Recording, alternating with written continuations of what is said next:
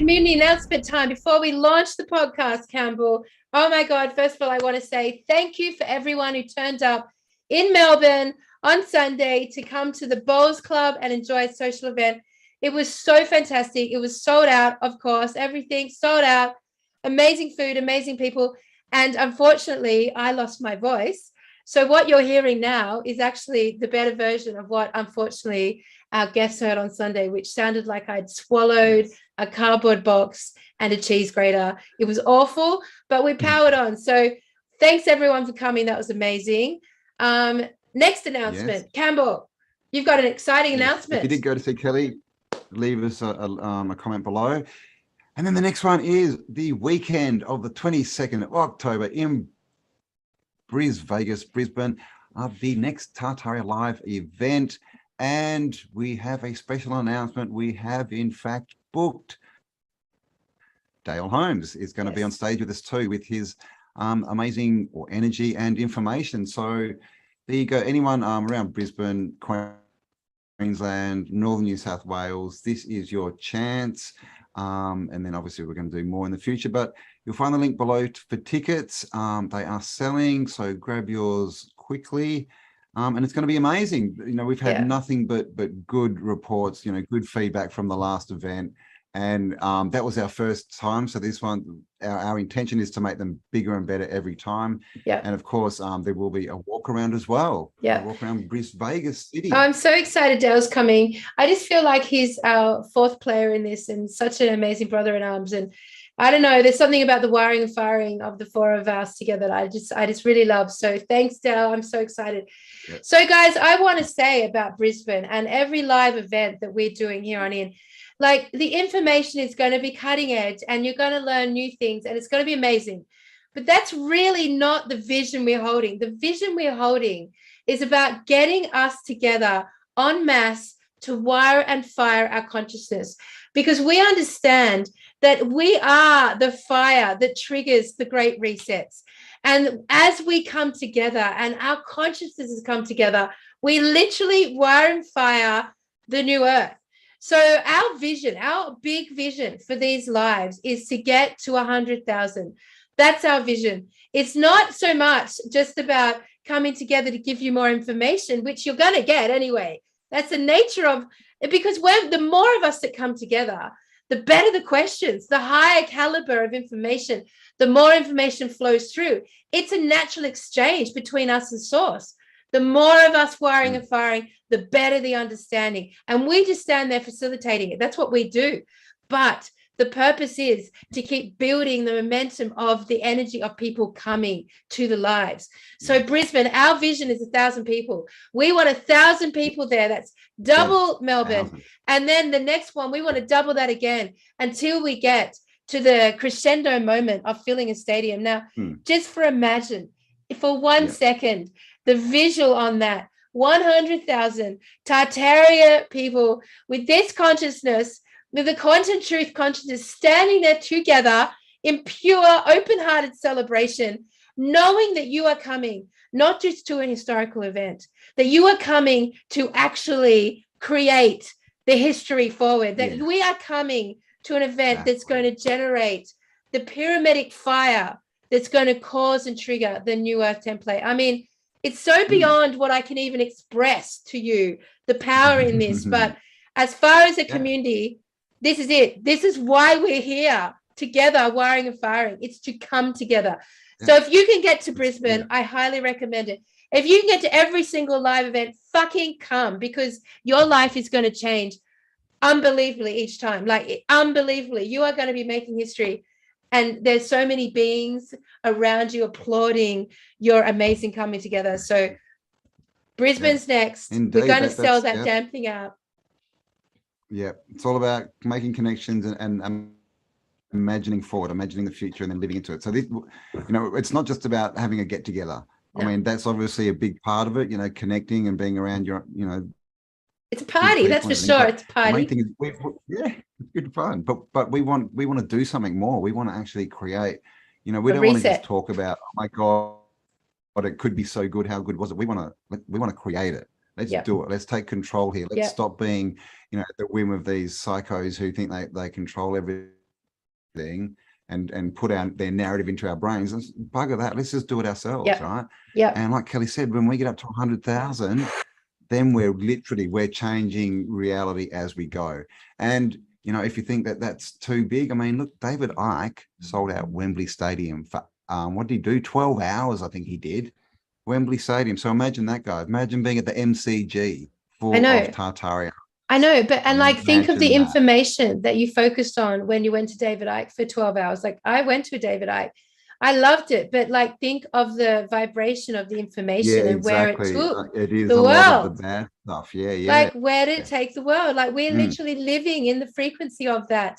Exactly we right. are talking about fucking flying cities and amazing new templates that are going to wire and fire to an amazing new realm.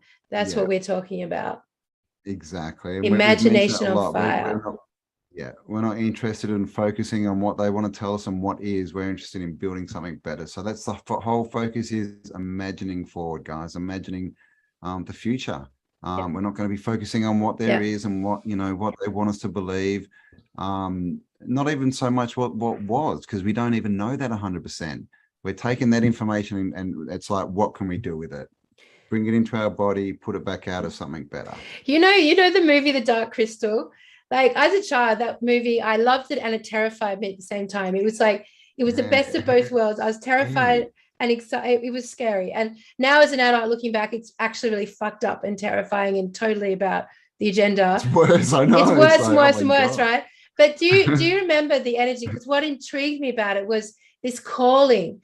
That these great beings, these beings, they're almost like rocks, weren't they? They were these big beings, and they're all hunched over. They're really old, the elders, and they were called. They knew, and they started moving towards the calling, and they moved, and they moved, and then the Gelflings took it up, and there was a movement, and that's what I feel like. That's it. When we started this journey, it was the call for the Crystal City. And this is it. We are literally calling the Crystal City, and it's about the movement of the consciousness of the tribe coming together. So, and we're going to just start with next one's in Brisbane. So, all right, that's it. Tickets down below.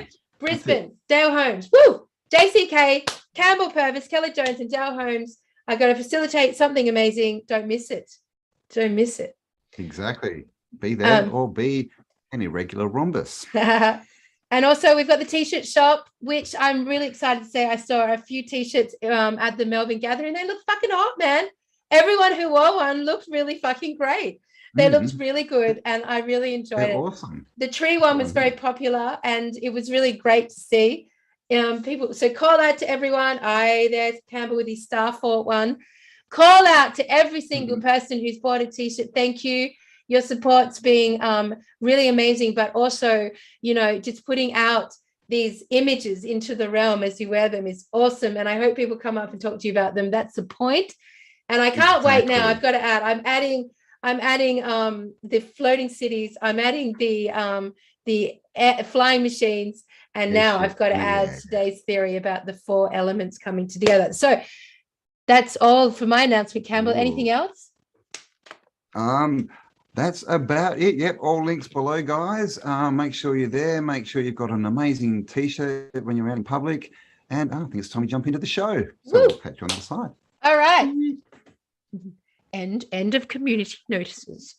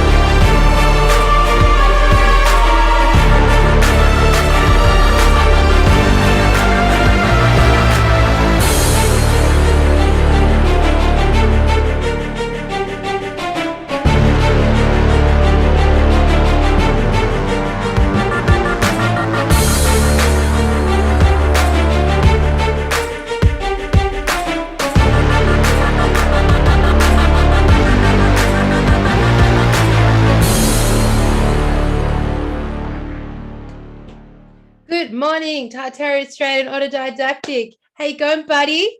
We're going flying today. Good. Woo. I'm flying. Yeah, man. Well, that's right. We're going to keep going with our discussion around, was Tartaria an airborne civilization? Now, I've got to say, Campbell, it feels pretty good to be flying like this. It feels peaceful. That's right. I know. Our It dreams doesn't. are finally coming true. It definitely doesn't feel That's that. a good point, though. Yeah. Sky's peaceful, right? It's always this peaceful kind of feeling. Yeah. They try and tell us it's all turbulent and it's full of all destruction and tornadoes and lightning, but we don't really see or hear that or feel it when we see like this flying through clouds, man. It's Clouds, interesting. which are made of water. That's right. More water, water, water. It's interesting, Campbell, because I was thinking about it. Like I was on a plane the other day and I was thinking, we're really like, if I stick my head out of this plane right now, it will be like, it would be this huge, like, because planes want to go so fucking fast, right? Is that it? Is it that is flying so fucking fast? It would be exactly the same if we were doing that sort of pace on the ground in a car. Like, we also would have our heads blow off if we stuck it out the window. But, like we don't think of air travel as being something that you would do on par with like traveling in a car, like at 100 k's an hour. It would feel pretty peaceful, would it not? Yeah, exactly.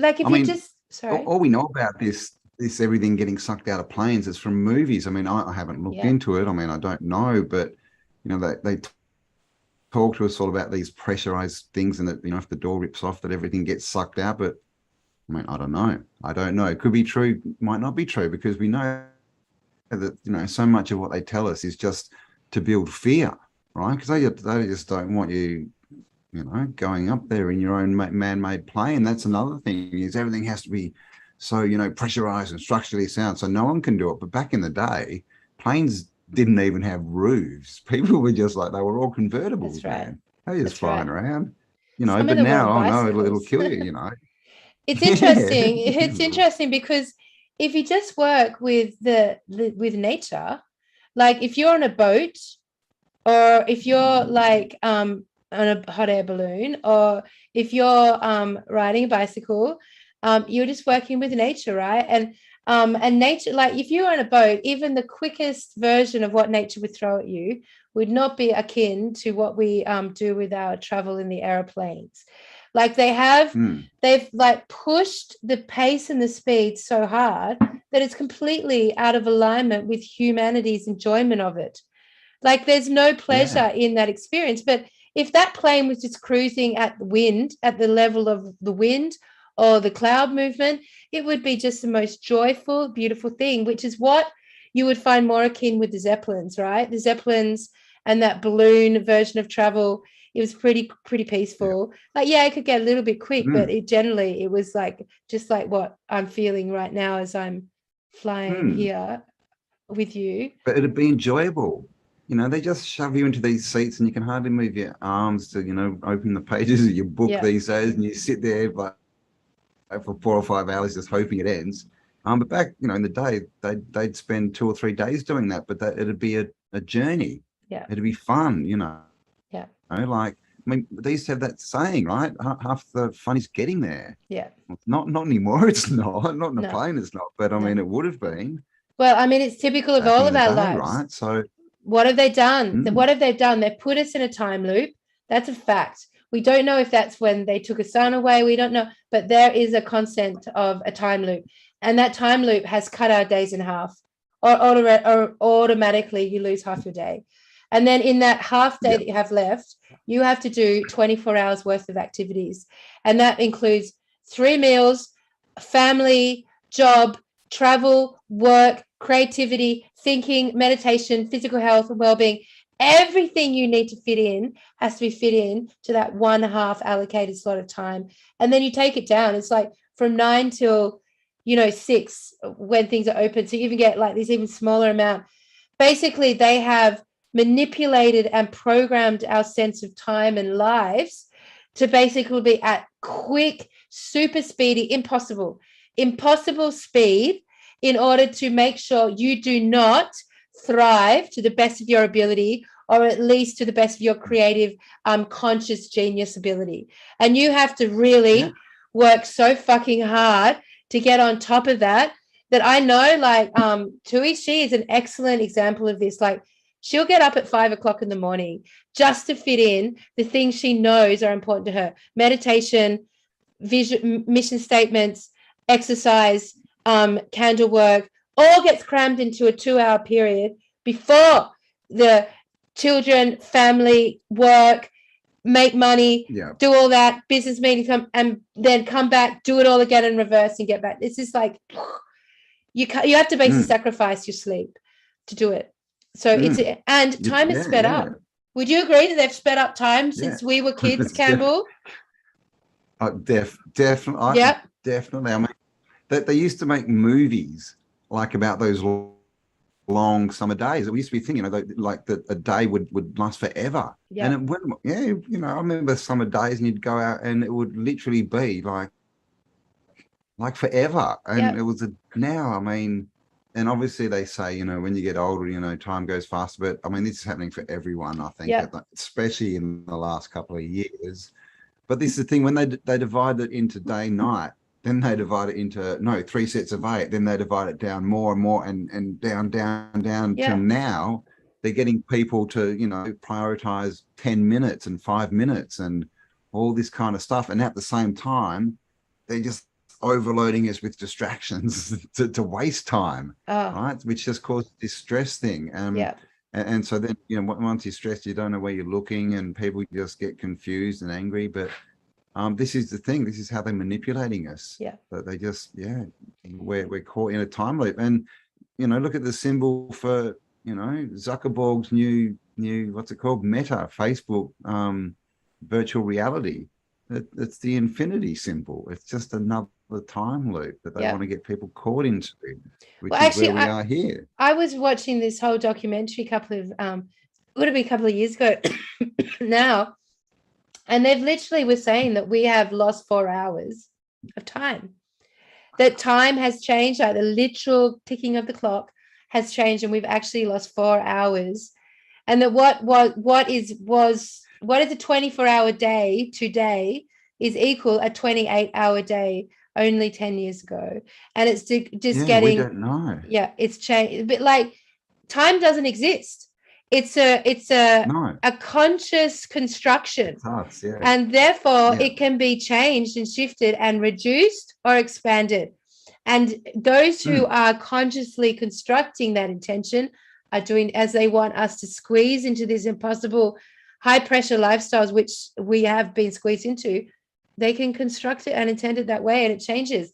Like, don't think that time is set in stone, because A, it doesn't even exist, but B, upon it not existing as a thing, it's certainly an intended construct that has enslaved us. It is. And we know it doesn't exist because, we know, right? It can go fast or slow. So it's not a constant. And so therefore it doesn't exist.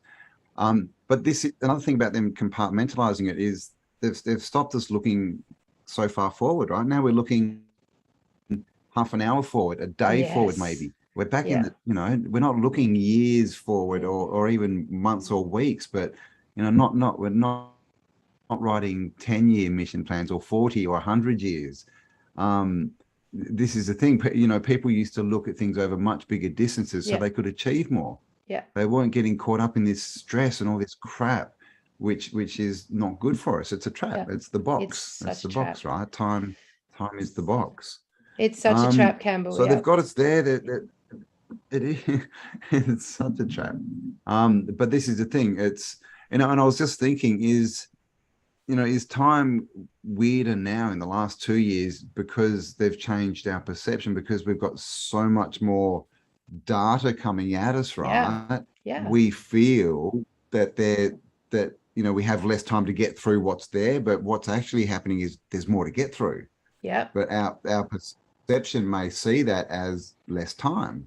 Absolutely. So this may be an induced thing as well. And also you've got to, when, time is, because it's a conscious perception, like time is actually shifts as we're experiencing certain things. So if we're like having to go and do something that is stressing us out, time changes its qualities. If we're doing something that we're really excited about and happy to do, time changes its qualities. Time can feel really long, can feel really short. It totally changes day to day with our perception. But overall, on the greatest scale of things, that version of time is being manipulated. And the reason we're talking about time is because we led off last podcast with the idea that Tartaria could have been an air-based civilization. And just to quickly summarize that, Campbell, from last show, we basically looked at the buildings and the towers on the buildings and how those towers made no sense to people on the ground, but they're so dominant in the city structures of this architecture that they look a lot like lighthouses. And, you know, we are here literally training what is obvious to our eyes. That is how you train your intuition. What is obvious to your eyes?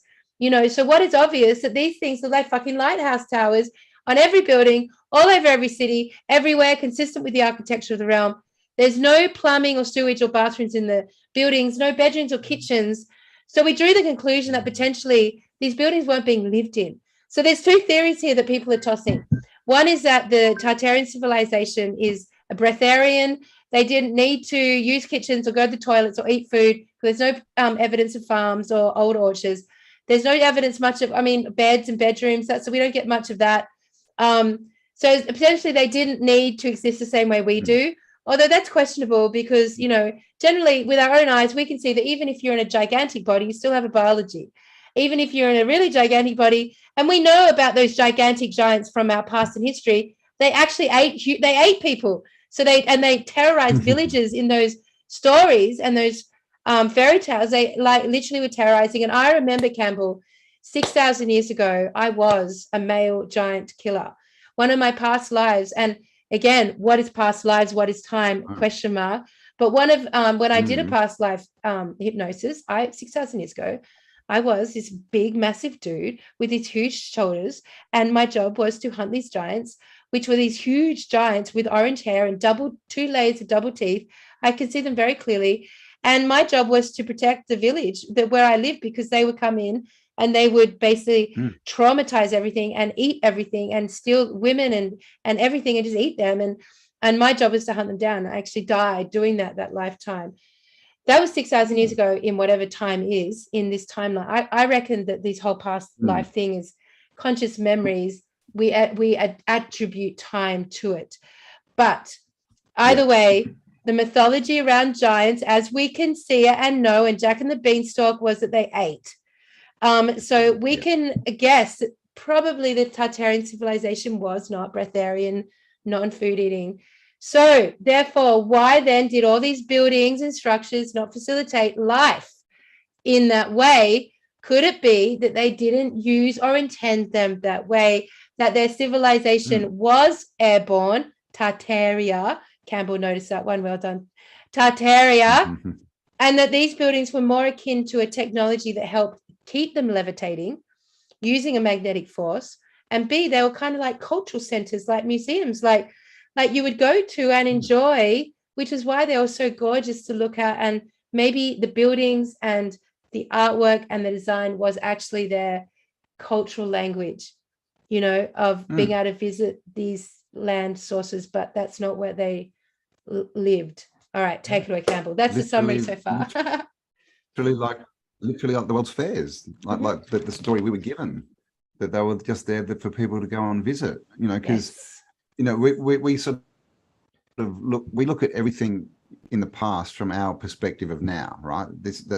So we look at a city and we think it must be like our concept of a city, but that's not true. It could be anything. They could all be just purposely built machines, and they have access because people need to go in and fix them. That it could be just that simple, or it could be more, you know, that and meeting places, healing places, all these types of things, you know, places to power up. You know, we just don't know, but when we look into it, we see things like all these components that make them look and are very similar, and we've also found the wiring and stuff that they look like energy devices. Like they're capturing energy and they're storing energy. They've got all these, water catchments, these massive water catchment basins everywhere under buildings that have, all been destroyed. We have canals, right? And trains. We don't have a lot of evidence of cars really being back in the old world. It looks like it was all, going on free energies in water, in the air, on the currents in the water and the air, right? Yeah. And this is the thing. And then steampunk, obviously, we know that a lot, the tech we do find seems to all be steam powered. Yeah. Again, that's water. Yeah. And then we mentioned before, I think it was when we were talking, the 3 states of matter. So, we've talked about, civilizations coming from the water below us, and we've got the whole maritime law, the Phoenicians, the sea monsters, all this kind of stuff, mermaids. And then we have the people of the land who seem to be the native people who have this deep connection, to the land, like the Australian Originals and South Americans, and all these original tribes seem to have this deep connection to the land. And then there's us whiteys, I guess.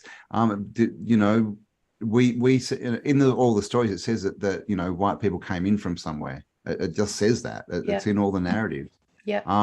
So were we maybe in the air? Were we the ones that are the fallen angels? We just don't know, right? Yeah. Were we in the air and then something's happened and we've all 3 have come together?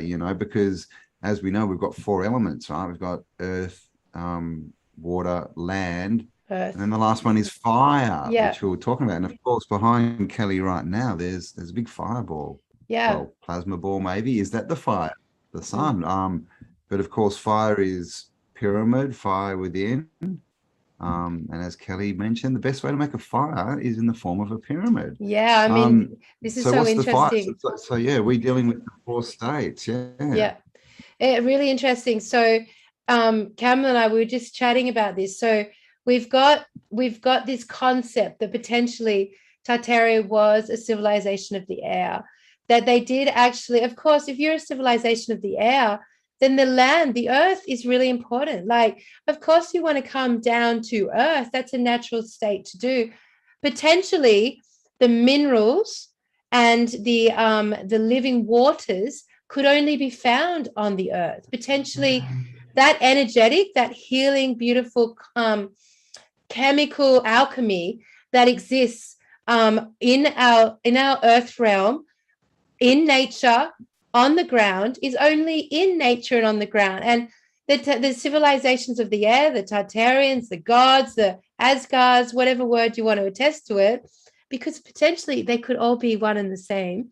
But like whatever you want to attest to it, that there was still a deep, profound relationship that had to take place in order to sustain the magnetic levitation field that would support a civilization of the air, and also profoundly continue to protect, be the guardians of the earth realm and work in harmony with the law of the land and the elders who maintained the law in the land. And potentially there was a beautiful relationship there.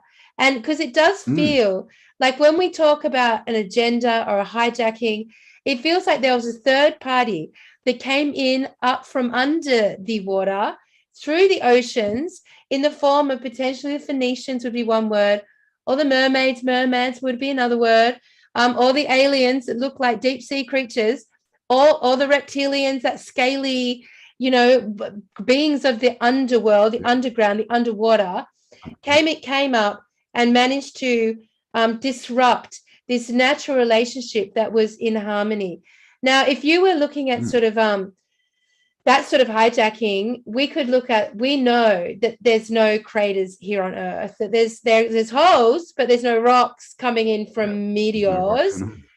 But we know that they actually act as aqueducts. So they're basically giant plug holes. So if you were to disrupt a civilization of the air that was dependent and in a natural relationship with that of the land, then you could flood. You could bring the waters up, a low density water, and flood the land. In doing that, you would destabilize the technology. It's like flooding a power station. So flooding these buildings would destabilize the technology that's supporting this levitation. And then you, of course, disrupt the land itself with this massive amount of water, and you basically disenfranchise everything. You disconnect everything, and suddenly everything's like flooded.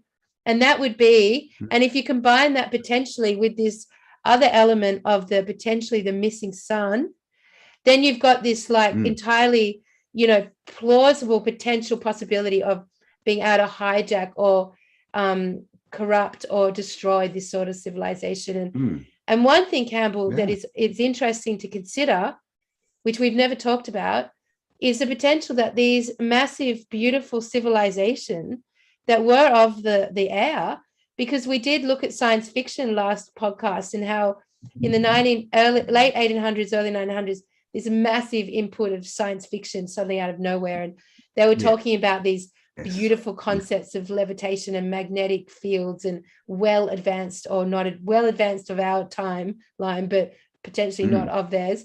That it was actually easier to levitate massive things than smaller things. So what if these Tartarian civilizations that we see represented in fantasy movies and video games and cartoons and steampunk movement, actually, when it all came down, it was actually the cities that we know today coming down? Like, could it potentially be that the reason our Indigenous don't acknowledge through their timeline these amazing cities like Melbourne or Sydney, that they actually were of the air?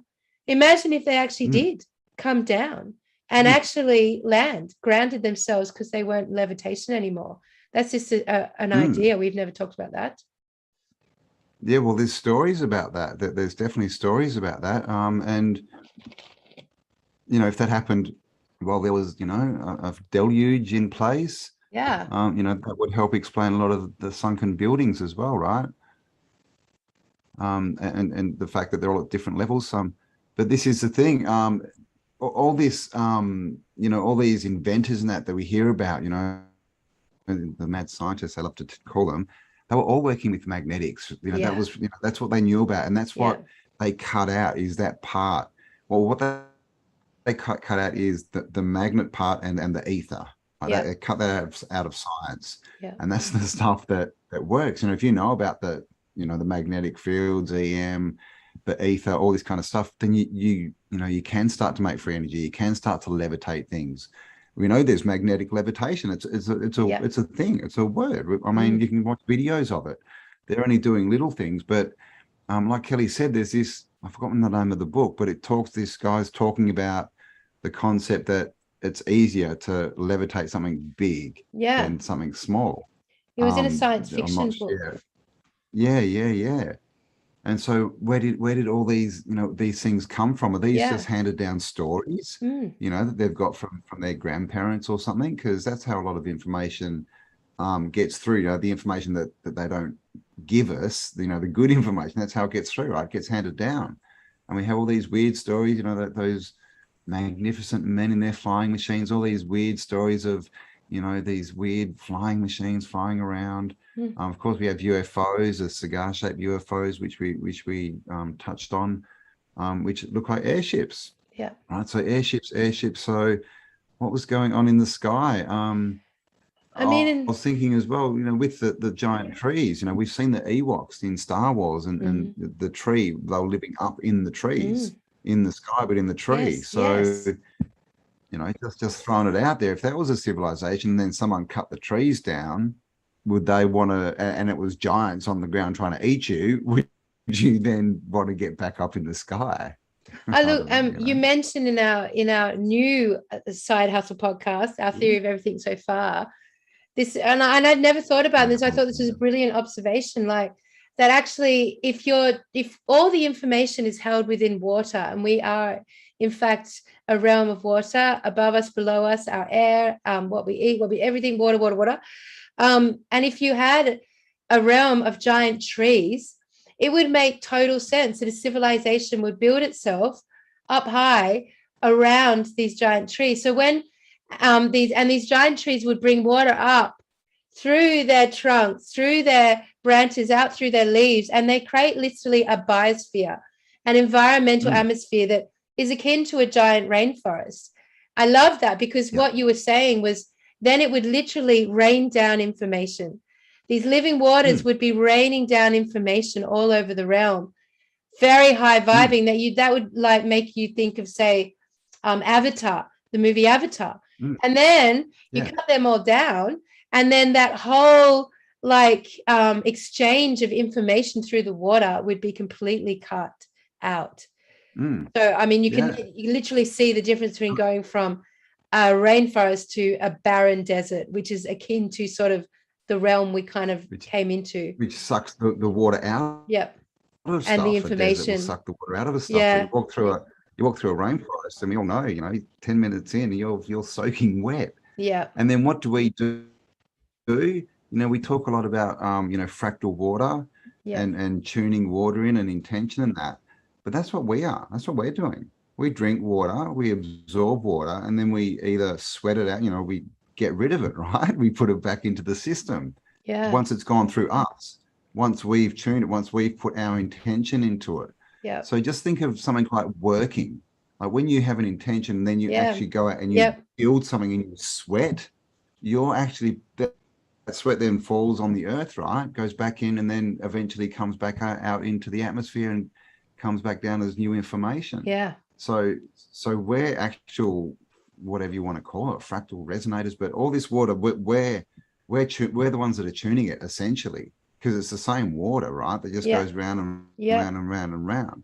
And of course, they've tried to pollute that and change it, but yeah, that's just a thought I had. We're actually doing that constantly. So the more we go out and create action, that creates us to sweat, right? You got to drink more and you pee more. So and you feel so much better too. Of that. Yes. And you feel so much better. A natural exchange. And it's actually putting, you're taking in information and you're giving out information, which is exactly what we do on our podcast, right? Yeah. Like we give information, people hear it and they run it through their senses and they go, yeah, this is right, this is wrong, this is what I think of it. And then they put it back. They talk to people. They exude that in their energy field. So this is what's going on. This is what they're attacking. Is back to the point of energy is we put out the concept of, is it God, grand organized design, because it holds all the information. Yeah. And that's what they're attacking. Yeah. Energy and consciousness equals the nature of reality. Energy and consciousness equals the nature of reality. So basically, like if we look at this idea that Tartaria could be an airborne civilization, and in fact air is in the name Tartaria, and then we look at our indigenous around the realm and we know they're the sovereign law holders of the land, we know that, and then we know that they've been persecuted, and then we know that there's been a hijacking from the water, and that this notion of alien and the Phoenicians, and we're operating off maritime law, all of that is coming somehow from the watery realms. We also know then and there's 4 elements we're aware of on this land, this earth, I should say, this realm. One is water, one is earth, one is air, and the last one is fire. So let's talk about fire for a second, because we may actually have ended up at the end of this discussion, potentially, Campbell, working with the hero's journey or the mythology of this entire Tartarian consciousness conversation. Like, if we can see Tartaria, when we think about Tartaria being a civilization of the air, I know from my perspective, and I didn't think it could get better than where we were at. I honestly didn't think we were going to get more and more and more energy from this topic. But the idea that we came from a civilization of the air, the idea that we lived and existed in the sky, the idea that we could fly essentially either metaphorically or within vehicles or our homes or and that's where our childhood dreams of flying came from. That's where astral traveling comes from, these conscious memories of us coming from the sky. That's why we have this notion of always looking up, talking to God up there. The mythology, the best fantasy movies, fictions, books, all exist in the sky. The floating city concept, that brings my consciousness to this sense of such lightheartedness. I feel such hope, and inspired and imagination. And the idea of going back there, of uncovering this so we actually consciously recreate it, is an extraordinary idea to me. And it's even better than where we were last week. It's higher. It literally is higher. Even in the word, it's higher. The frequency is higher. The energy and the enjoyment is higher. It feels so amazing to me, like, oh my God, this makes so much more sense to where we've come from. But when I look at the idea of space, aliens, spaceships, this whole story, that space itself that's been sold to us by those that have come from the water, those that have hijacked the realm, it creeps me out. It gives me the creepy jeebies. I don't feel light. I feel heavy. I feel dense. I feel overwhelmed. I feel insignificant. I feel dark. I feel like it literally is it's literally alien. They've put it into the word. It's literally an alien concept to me and feels alien to me. Whereas the idea of being in the sky feels completely akin to me. It associates with my heartbeat. So I can feel the difference in resonance. Can you, in those two energetic concepts? Yeah. And we always talk about, rising up and all this kind of stuff with heart. So a few words. Cities. Sit. S-I-T. City. Did it come down and sit? Yes. Somewhere? Interesting. Yes. And of course, now they tell us, and then we have these towers. Towers to where? Yep. I don't know. Castle. To cast L. L is the gods. Castle. Great. So is that all I had? And space. I mean, space. It's where there's nothing, right? Nothing. Now they tell us up there is space. There's nothing there anymore. The great void, the great emptiness, right. Nothing. No creation, non-creation, no life. That because it used to be full and now it's just a space? Yeah, just a space. There's all these words because, when this reset happens, it's not like they go in and change, put in a new language. They just change the meaning of the words. I just got what you meant by space. Literally, there's like a deleted emptiness up there. Space. Like they've created a nothingness. It's space. That's funny. Yeah, an absence of. It's an absence of. Absence. So this is interesting because when we look at then the land, the natural law owners of the land, our elders and indigenous across the realm, we feel an akinment. We feel a respect and an honorament. We feel like our life force originates from there. We feel like there is a deep and sacred relationship to those of the land and to the land itself.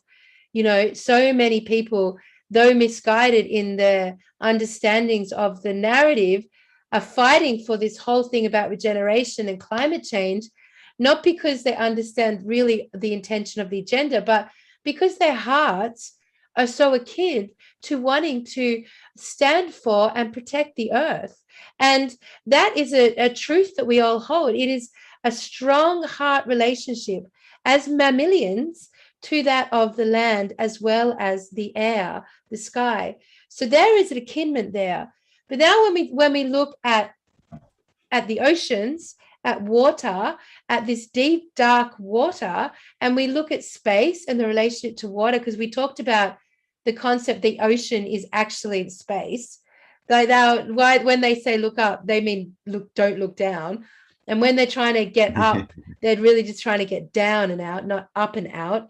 And they come not from spaceships and the sky. They come from submerged realms underneath into the deep, dark, descended realms, and that there's a coming out through that. Now, we associate the ocean with an overwhelmment. We have an overwhelmment. We have a fear of it. We fear. Not many of us would be brave enough to get on a yacht and go out into the ocean and go around the realm. Like, we have a fear, and we have a respect for its power.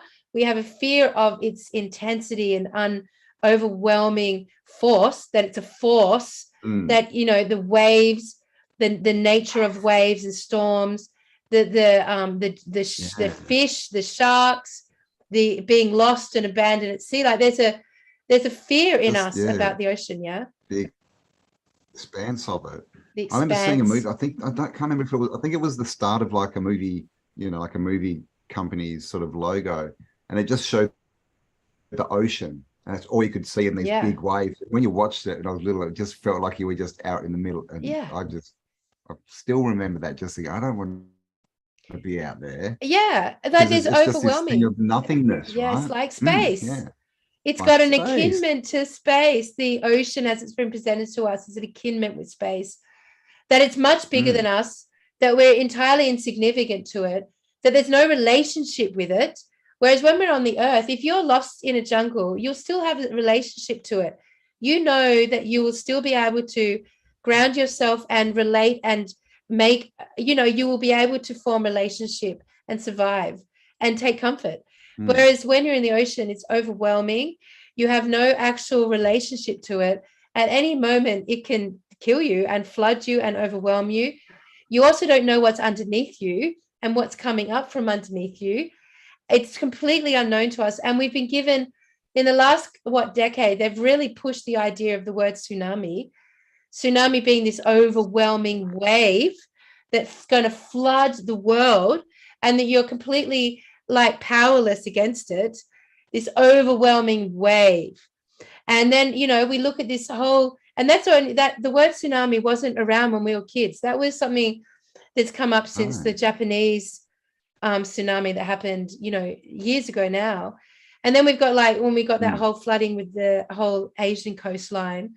I don't know if you've seen the movie The Impossible. It's fucking terrifying. This water that comes in, the force. And then of course they add of course things like Jaws, terrorize us with like basically the great protectors of the ocean. Like, don't go into the ocean. You will be eaten by a shark. 100%.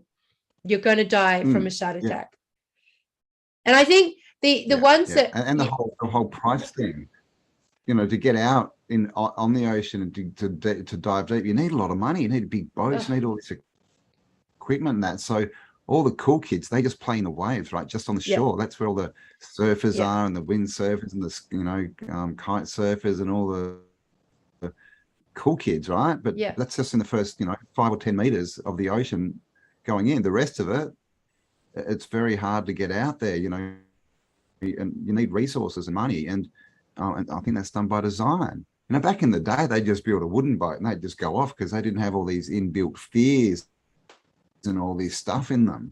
But now we think it's got to be a certain kind of boat. And oh my God, what happens if the motor stops? I don't know, you could row, but no, you can't. Oh my God, we'll just die. No. So it's such a, that they really have created this. They've put us in Middle Earth, right? We're in Midgard, and we're not supposed to go to Asgard and all the other realms. And it would make perfect sense that if they've come from a different realm and they want to keep control, that then of course they're not going to tell us that. They're going to tell us a completely different story, aren't they? Yeah, keep us grounded. And it's interesting because I reckon the surfing culture is actually they're the culture that has the most relationship with the ocean. And you're right, it's only the first sort of maybe the first kilometer of ocean max. But those people are the surfers that I've met in this realm. They're cool, man. It's something to do with the physical exercise, the fearlessness that it takes to do that, and the sun. And that combination makes very beautiful, rounded beings that I love. And they've got a really cruisy nature to them. They're like a bit of a tribe. Need a special surfer. Tribe onto themselves. But you're right. Like once that you go out a kilometer, like that's it. Like it's terrifying. It's underexplored. It's weird, really, after all these years that we haven't invested as a culture the resources and money to make traveling in the ocean like a thing. Like, why wouldn't we have gone with the beautiful concepts of 40,000 Leagues Under the Sea with those amazing Tartarian, submarines? Why haven't we gone into the world of gorgeous submarines? I'm just going to cough. Well, this is the thing. We've had boats. We've been able to go underwater since pretty much the turn of the last century, 1900s. So there was a good 50, 60 years where they could have put all this money and resource and technology into going into the ocean and expanding it, and they didn't. You know, we had like Jacques Cousteau and maybe a couple of others who did it themselves. But you know, when it comes to space, somewhere that we apparently, even if we wanted to get to the nearest planet, we can't. Oh yeah, no, let's chuck $60 million, billions and trillions. But the ocean, trillions. But the ocean that everyone can access and that can actually give us resources, it can give us, you know, teach us things that are applicable to our lives. No, we can't go there. No, let's not do that. So that whole thing that they're putting so much into space, which we know doesn't even exist, and nothing into the water apart from, you know, fear and jaws and all this. Should tell us pollutants. Should tell us something big. I agree with you. Like it's obvious. It's obvious that we have been brought up not to focus on the ocean. Obvious that any attempt to explore the ocean has been blocked, and that it's entirely policed and militarized, and there's no way through it or around it or in it. And we don't explore it, and we certainly don't encourage travel. There's no commercialized submarines. There's no commercialized, you know, passenger anything that would enable you to go in under the water. There are, you know, some luxurious, very wealthy cruises that happen where, I don't know if you know, there's a cruise line that it's called the World. I think it's called the World.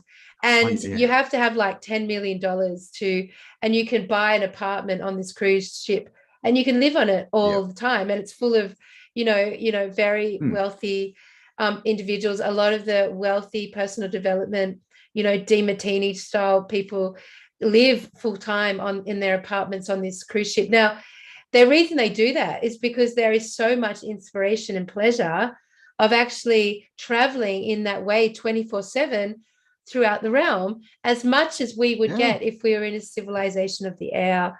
So at that level. Yes. Sorry, which is another thing I've been meaning to mention, is the whole word ship. You know, airships and ships, you know, like we're told that there was this great, you know, time of ships going around the world. But I mean, is that just another play on words? You know, this whole thing of the Aztecs couldn't see the ships coming because they didn't know what they were.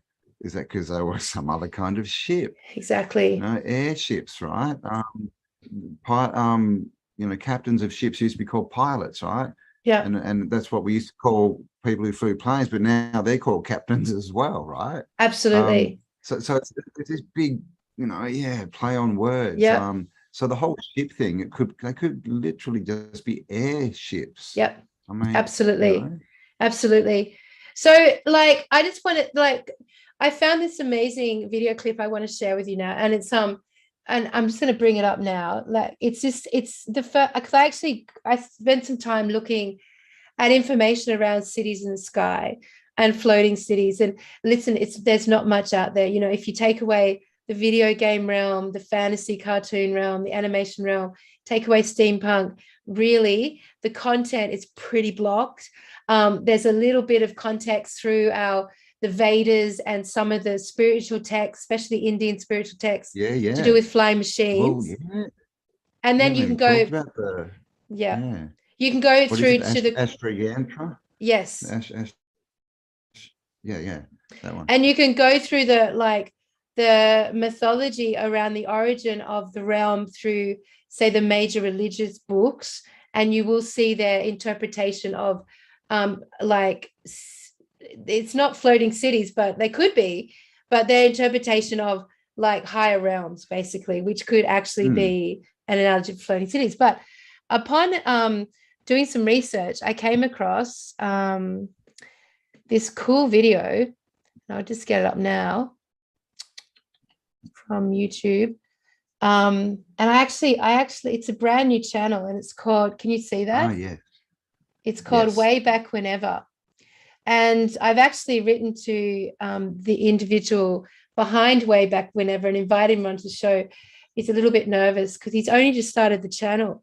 And so he's right down at the bottom of like 2 months ago, he started this channel. So if you're out there, Way Back Whenever, I hope you don't mind, but I'm going to give you a big plug right now because I really love this video.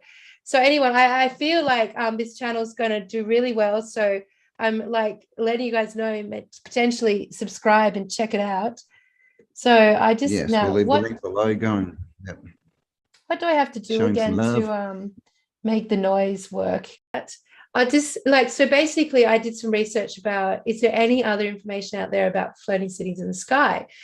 Because I think that we're actually onto something here. I think the technology of the buildings leads us to this conclusion.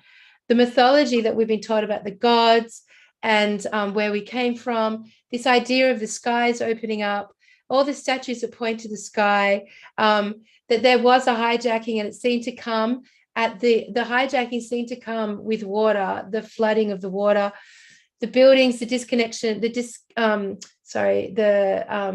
deconstruction of the technology and the buildings and the turning them off. And this relationship finally between the four elements. So one thing we're going to start to talk about now is what the fourth element could look like. And as you try to find this video, Campbell, actually, it is also in an email that ready. Oh, you got it? All right, can you see that? Yep. Great. Got Fantastic. That. Now make that full screen if you can. Share sound. Okay, guys, so we'll leave the link below. Go across and show way back whenever a bit of love. Tell him Tartaria Australia sent you. Now this is 6 minutes long. We'll play it all because it's really great. Really good summary. Right.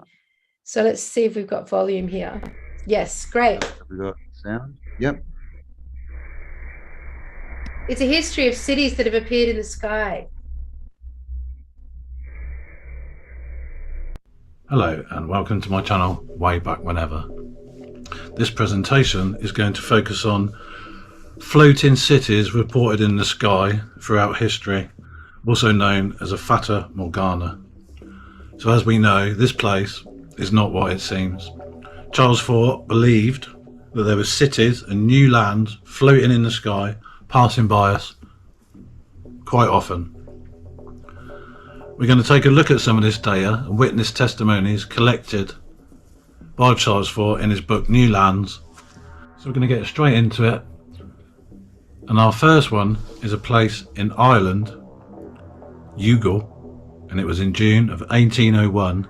A mirage of an unknown city appeared in the sky. It was seen for over an hour. It had a representation of mansions surrounded by shrubbery and with forests behind it. This is witness testimony of a city in the sky.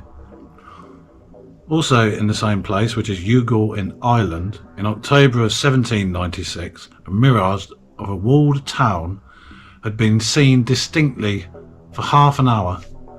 Again on March the 9th in 1797, in the same area, had been seen a mirage of a walled town.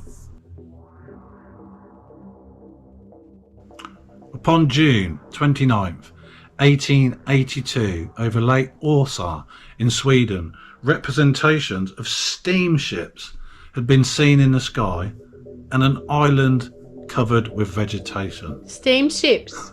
Mind blowing. Upon the 12th of March 1890 at 4 p.m. in the sky of Ashland, Ohio, was seen a representation of a large unknown city in the sky. Upon August the 2nd, 1908, at a place called Ballaconnolly on the coast of Ireland, was seen a phantom city of different sized houses in different styles of architecture. This was visible for over 3 hours.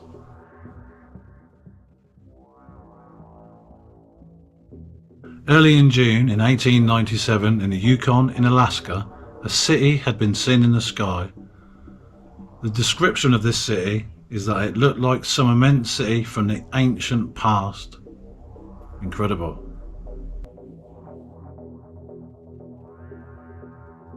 Upon the 17th of February 1901, it is said the Indians of Alaska had told of the occasional appearance of a city appearing suspended in the sky.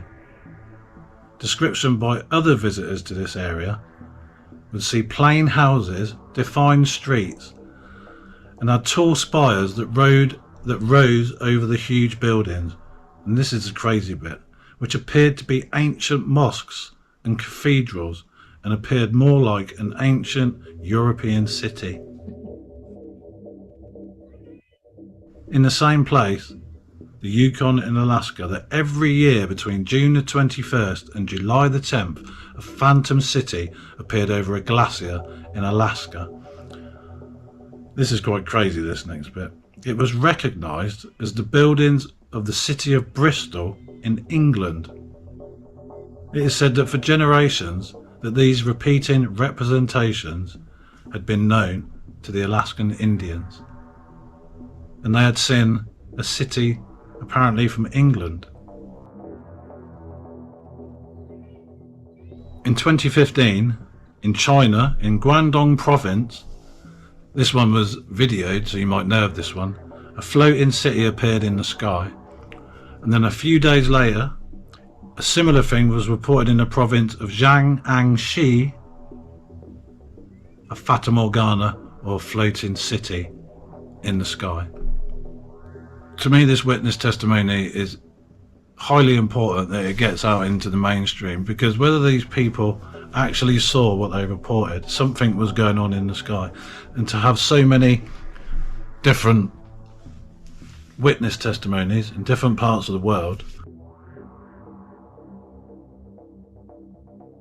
So we look at this data, I mean, it's quite incredible that the testimony of witnesses that's been put forward, especially the Indians in Alaska, that seems to happen all the time.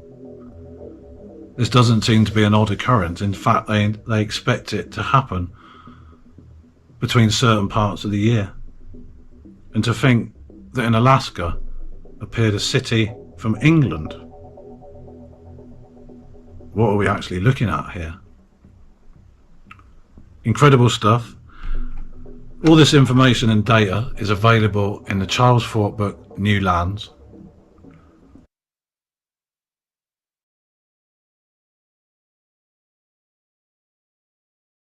All right, Campbell, how good's that? I can't hear you. You're on mute. So, hey, let's just give a big call out to that station. Yes. So I fully think that station's going to blow up. I think this information's right on target for today.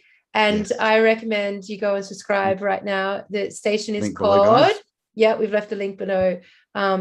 What was the station called again? It is The station is called Way Back Whenever. Way Back Way Back Whenever. Whenever. I love that name. That's a cool name. So shout out to Way Back Whenever. So, I mean, and look, the reason we showed that is because that's actually one of the only summaries of the floating city concept and theory, and it only came out last week. So, and what does that tell us? It tells us that right now, this is maybe the leading edge. The leading edge thinking of this concept is happening. Like, we're right on. There probably is going to be a stream of videos now, like looking at the potential of Tartaria being airborne and it being a floating civilization. Yeah, exactly. Since we did our show, I've heard it mentioned just randomly on people that I never would have thought would be mentioning it about 3 times at least. Yeah. In the last week. Yeah. And I'm just like, what? Yeah. So yeah, this is the thing. Yeah, guys, we are on the leading edge. So this is all, you know, like we said, this is all a thought experiment. You know, we're trying to, you know, we're the creators, right? So this may have been in the past, it may not, but we can make it our future. You know, this is the thing. We can take all these concepts. You know, it's not to do with us being 100% right. It's more to do with us getting the bigger concepts. And like that guy from Way Back Whenever said, it's the fact that there's so many sightings of these cities across such a big amount of time. That's what means something. It's not about going, well, I can disprove this one. Who cares? You know, like it's the proof is that there's a lot of sightings across a lot of time. So yeah, there's something, you know, that's what we're exploring.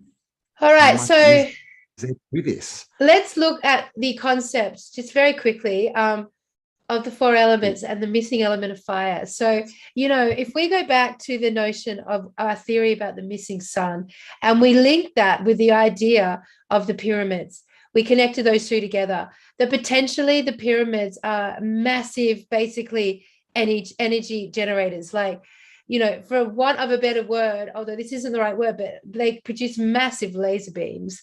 That's a very spacey word, but essentially like massive, like columns of energy. Vortexes. Yes.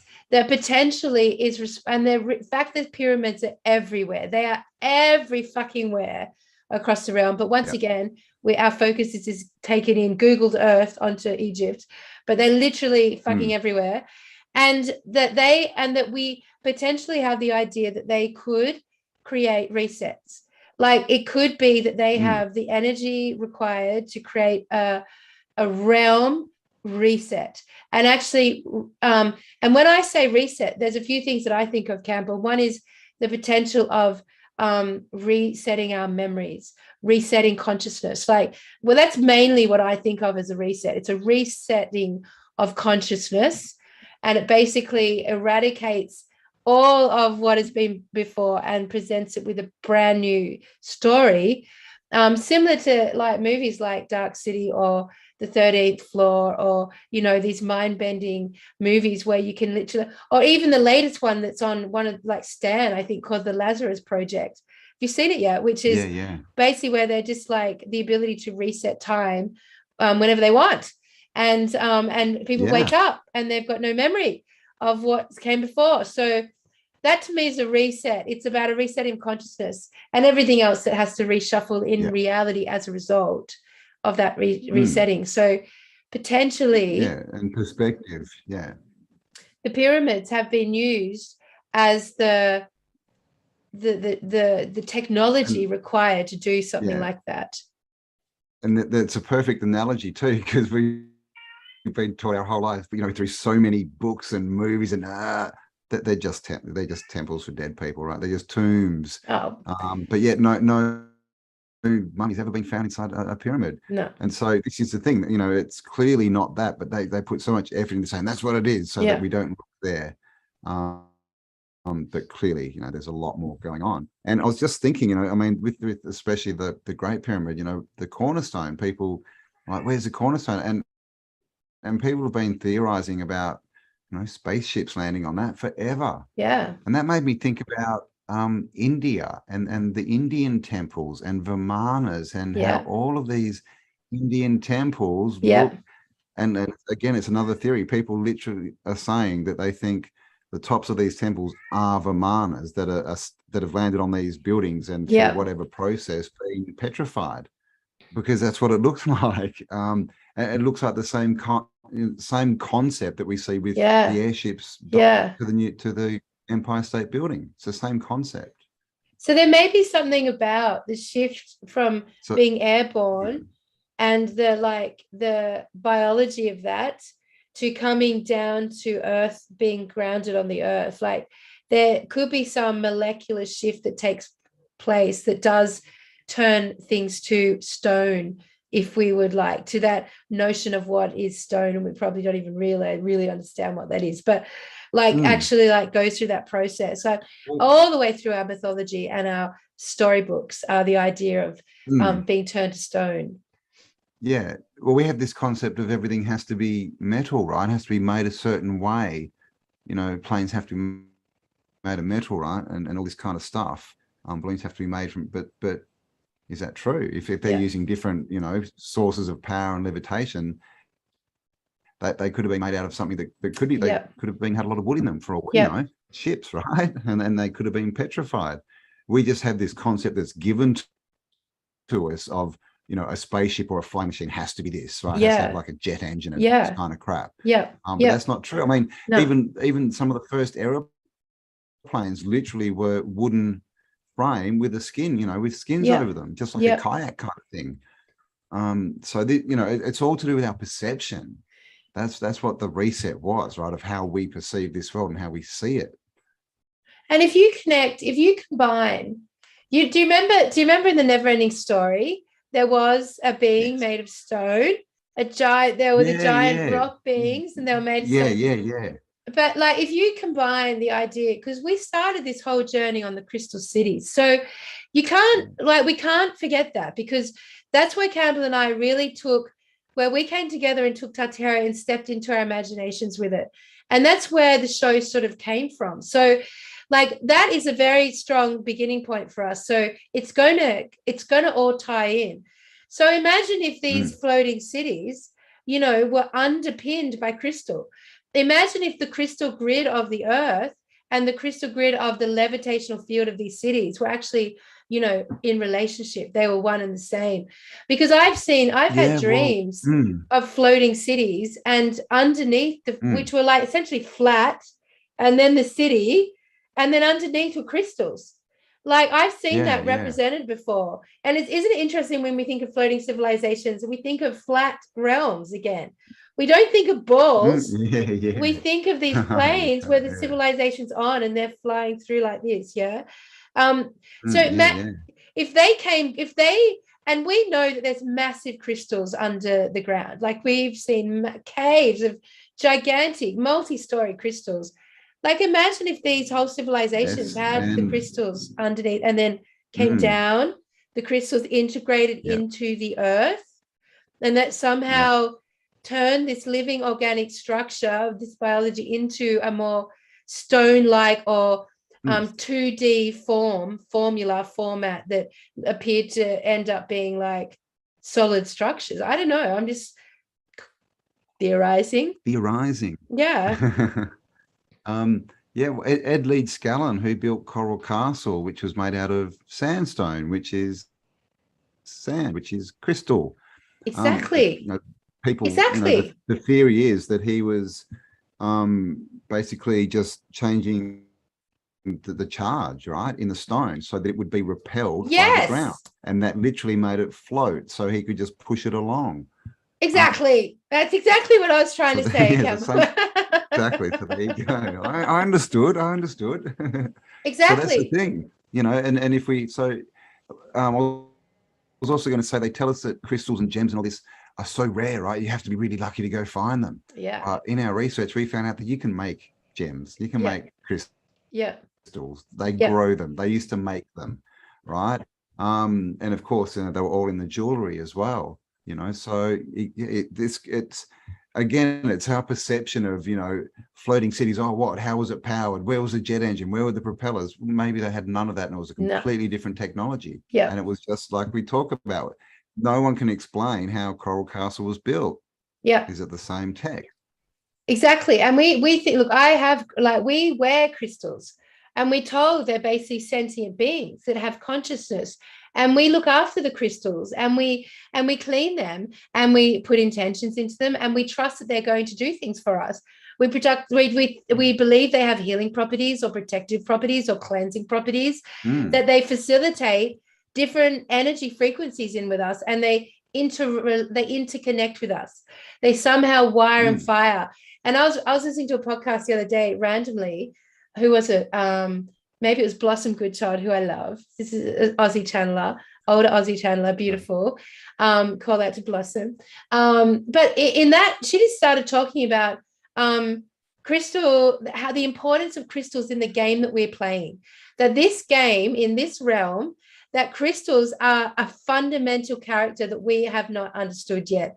That they're so important to the game that we're playing, that if you have crystals lying around in your house, just thrown about and discarded and forgotten about, like you're doing yourself a big disservice, because it's causing disarray in the frequency around you. It's causing disharmony and chaos, actually. And actually, if you are someone like me who has a lot of crystals all over the place and every different lots of places, that you would be well advised to go and find them all, bring them all together and honor them and do a big cleaning on them, and then lay them out and honor your crystals and form relationship again. Because the relationship that you gain from the characters from them and the power they have to impact your game in this realm, in this hologram and consciousness, is so profound. We have no idea yet of the understanding. Now, if I link that back to the idea of Tartaria being an airborne civilization and their relationship to crystal power grids, and how crystals actually worked and how sentient they worked as a biological relationship to the life forms us, and their relationship to the land, to the earth, and their combination of that, like, it's profound.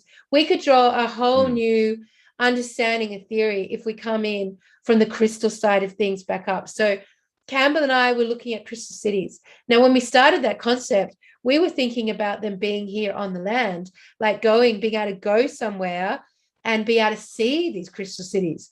We knew they were kind of etheric and they weren't like in the 3D realm, they're a high frequency, but we still did sort of connect them to the land, the earth. But now, if we like consider them to be part of the flying civilization, I could so imagine crystal cities like appearing in the sky, which is what is the support mechanism of civilizations like Tartaria being in the sky.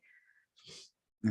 And of course, crystal, right? Everyone's looking for Christ consciousness. You find Christ all in the crystal. So this word, they've messed with our language and our spelling so badly. It's so fun to uncover it, Campbell. It is. Well, exactly, right. But that's another thing, spelling, right? All these the old wise, witches and wizards, and they could all just fly around and zap around, right? Yeah. They didn't walk. Nah. And they were all up in these big, castles and stuff. So they kind of tell us, and even though it's it's a foreign concept, the more you look into it, the more sort of evidence there is for it. Like we mentioned before, the Yashra Chantra, is that right? I can't remember if that's right. No. Almost. It's basically, I think it's almost right. Indian Vedic book, very close to that. And it tells you how you can build a Vimana, a spaceship. That runs on Mercury, by the way, a Mercury what are they called? Gyroscope. But then when you look into the Vedas, there's so many stories of gods in the skies and wars in the skies and floating cities, and it's all up in the air. That's another saying, right? I don't know. It's all up in the air. Up in the air. It means I don't know. Like, come on, just ground yourself. Get your head out of the clouds. So it's all this stuff. So, so the Indian part we haven't touched on, and that's probably too big to go into, but that's full of it as well. It's full of all this air stuff, all the Greek stuff. There's Perseus, who tried to fly up, right, to meet the gods, but he made wings out of wax, and they melted. So there's fire. So many melted with the fire. Now that's like and then what's the other one who stole fire and gave it to man? Oh yeah, that's right. I have to think about that one. And we also know that the pyramid, the perfect way to build a fire is to do it in the shape of a pyramid.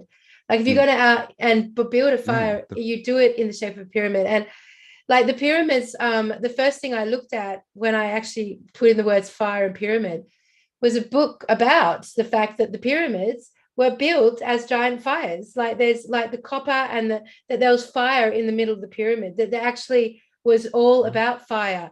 And our whole notion of fire was integrated with the pyramids.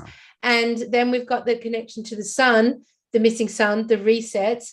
And then if you look at, say, people with, at the moment, a lot of people who still like work with the notion of space and different realms coming in, a lot of focus on the big red star that Nibiru was coming in. And then you've got this whole notion at the moment of fucking massive red skies everywhere. Like how many videos are coming out around the realm of two suns and just red, like my glove, red skies, just unbelievable. Like this notion of fire is coming up alongside the notion of Tartaria. And Jason Breshears from Archaics, who's coming up on our next podcast. Awesome. He talks about red dirt falling from the sky. Yeah. Okay. Brilliant. And again, and so this is to do with the reset event, which is plasma, fire. And if there's he says there's stories where they were in, ships on the ocean, and they had to have all decks scraping the dirt off so they didn't sink. So if you're in a ship in the sky and all that dirt fell. Interesting. Unless the dirt falling was actually the byproduct of the civilizations in the sky coming down, unless there was a relationship, between that reset and the end of the airborne civilization as we know it. Look, there's so many questions, and I think Campbell, we can end there, because like it's a really, I think we're on a, this conversation, come on. this conversation feels sophisticated to me. It feels like we're on a maturing of what Tartaria consciousness is. It feels like we're moving to a more subtle and delicate understanding of what this whole body of work is. And it feels like we're launching past just the starting point of the buildings now and looking at more of the elemental process, which is more the alchemic understanding of what Tartaria consciousness is. So I'm really enjoying where we're going with these dialogues. I think we're really maybe making some new ground here, literally, and it's very exciting. Yes, indeed, guys. So there you go. We'll leave all the links below. Go and check out our shop full of our amazing tribe shirts. Of course, made by Kelly. Oh yeah. Yeah. I saw. Awesome. And also we've got our live coming up in Brisbane in October. Like, amazing. Be there, come and join us. This is going to be, it's literally not about the information, guys, although it'll be the leading edge. It's about us coming together. It's about you and us coming together. It's about the wiring and firing, the wiring and firing of our consciousness, the literal energy that turns this whole thing on.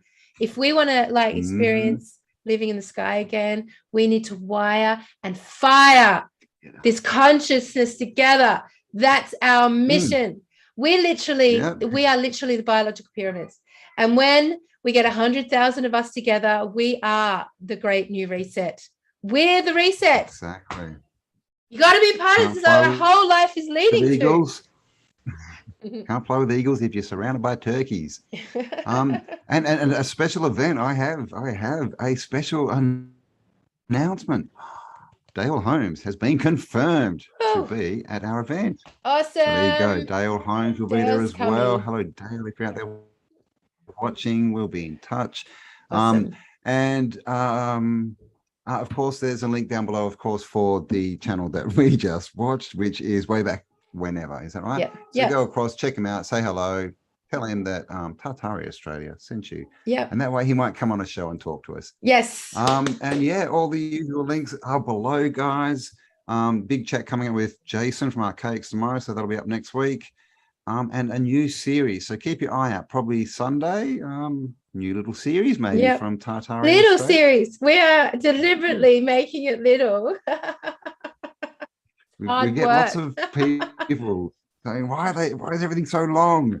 So we are hearing and we're getting there, guys. So we're doing shorter ones.